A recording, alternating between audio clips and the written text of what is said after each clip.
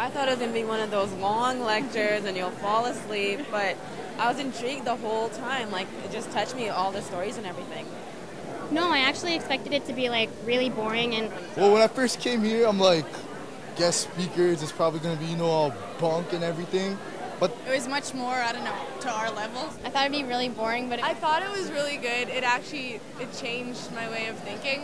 I expected some lady to kind of just talk to us about how sex is bad and gross and dirty and everything like that.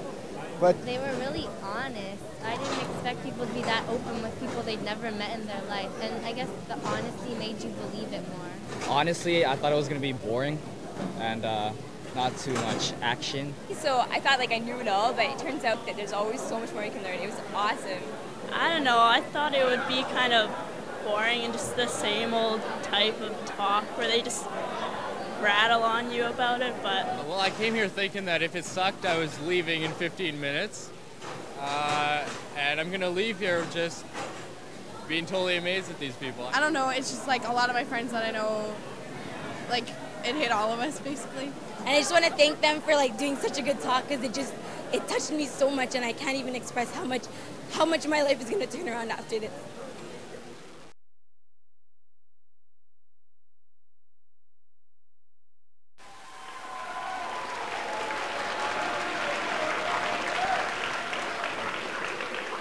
Welcome everybody to our talk this morning. Our speakers this morning, Jason Everett and Cristalina Padilla. They come to you from Catholic Answers in San Diego, California. And I would like you to welcome our guest speakers this morning, Jason and Cristalina. Jason, take it away. Thank you. Thank you, guys. To get started, I need a guy volunteer from the audience. I need a big guy, big. Okay, you're pretty big. Okay, come on down. Yeah, that'll work. Come on down. Give him a hand. Come on up here. There you go. Now, what's your name? Luke. Good to meet you, Luke. Everybody say hi, Luke. Hi, Luke. Now, Luke, do you know what the talk is on today? It's on chastity. Yeah, I'd say it's a sex talk today. So, since this is a sex talk, we've got to cover certain issues like how far it's too far to go with a girl on a date, and stuff like that. So what Luke and I are going to do is he and I are actually going to show you guys how far is too far to go on a date, okay?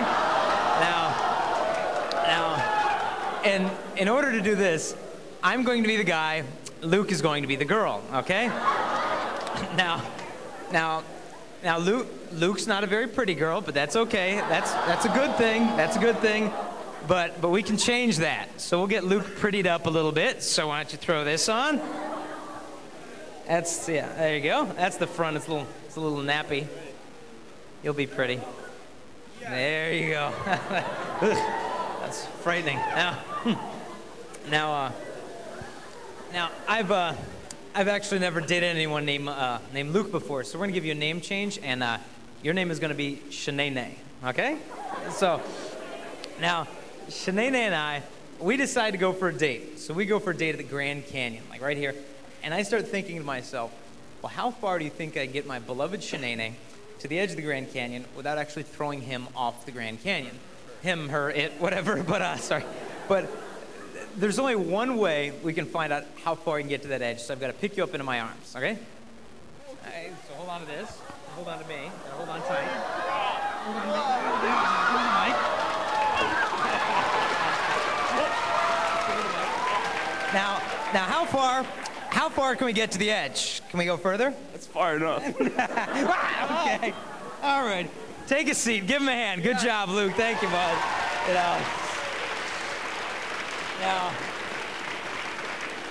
Good man. Now, what's the point of that whole deal?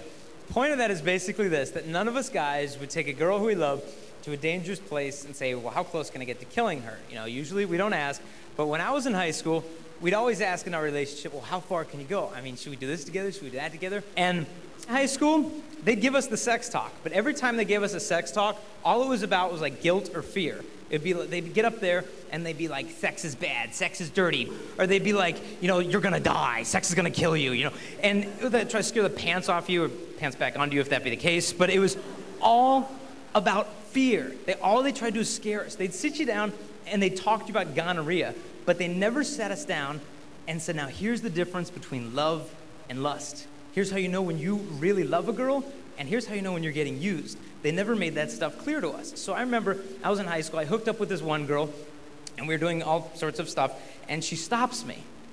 And she's like, Jason, you're not gonna leave me like the other guys, are you? And I was like, no. And she's like, oh, you're so sweet. And I was like, okay, all right, anyway, and whatever. And we did different things, then we came up to that line, and I had to ask myself, okay, should I lose my virginity to this girl? And I thought, well, do I love her? And I thought, well, I've known her for 3 days. I'm like, what is love? And I could hear in the back of my heart this voice that just said, Jason, this gift is not for her. That gift is for your bride. Please wait for her. And we cooled things down. We went our separate ways. I hooked up with another girl, came right up to that line, and then the same voice, Jason, this gift is not for her. That gift is for my bride. Please wait for her. And we cooled things off, and so to this day, I'm still a virgin, and I'm as happy as can be. And most people think that by the time you get in your 20s, like I'm gonna die of virginity or something. You know, I'm gonna start having like virginity conniption fits or something. You know, like I'll start foaming at the mouth from virginity, and you know, I'll explode and die here. You know, Luke will be like, whoa, you know, what happened to the sex guy? And you're like, oh, you didn't hear? He was a virgin. That'll kill you. Forget about it. The virginity's not lethal. I was at the airport the other day, and I saw this magazine. I had to pick it up here. It's called Complete Woman Magazine, all right? Just a splendid periodical. Oh, subscriber, okay. And so this guy's in here. They're talking about sex. And this guy says, quote, he said, sex is extremely important to me. When I'm in a relationship, it's essential. In fact, a year ago, I felt compelled to break up with a woman I really loved because we didn't have sex enough. The lack of sex nearly killed me. So apparently he's rushed to the hospital for lack of sex or something. But this is what we're basically told, that if you're not having sex, something's wrong with you. Maybe you're dropped on your head as a baby or something. But then they say, but if you have had sex, it's too late for you anyway. We hear this constantly. And I know some of you are virgins, and I know some of you are not virgins.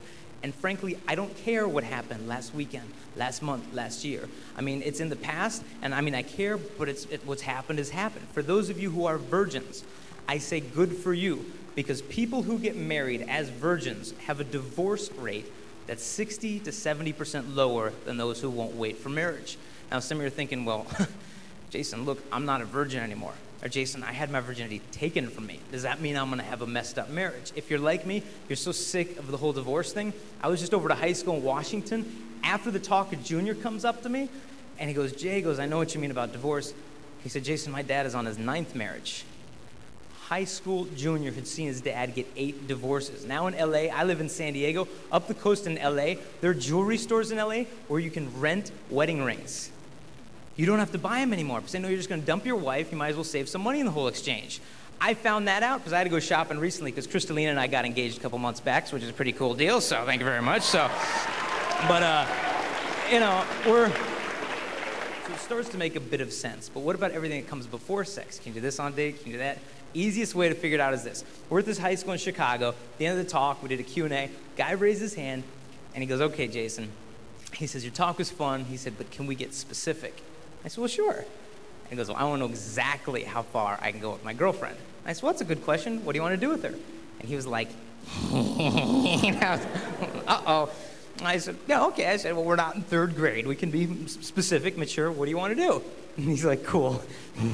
He's like, can we do this and this and this and this and this? And he goes through this list of sexual favors. And I said, well, okay, we'll slow down. Pick one. And he's like, okay. He goes, I got it. He goes, oral sex. Can we do that on a date? And I said, well, I'm going to have you answer your own question. And he's like, oh, good. And I said, well, do you want to get married one day? And he's like, yeah, I'm going to get married one day. I said, that's cool. So I said, so if you're going to get married one day, I said, that means that your future wife, your future bride, she's out there somewhere right now, isn't she? And for the first time in his 17-year life, he thought about his future wife. And he said, yeah, she's out there, cool. And I said, but let's say she doesn't live here in Chicago. Let's say she lives where I live in San Diego. School's just getting out right now, so she's coming home from class with her boyfriend, who's a guy that you are never going to meet. And he's got his arm around your future bride.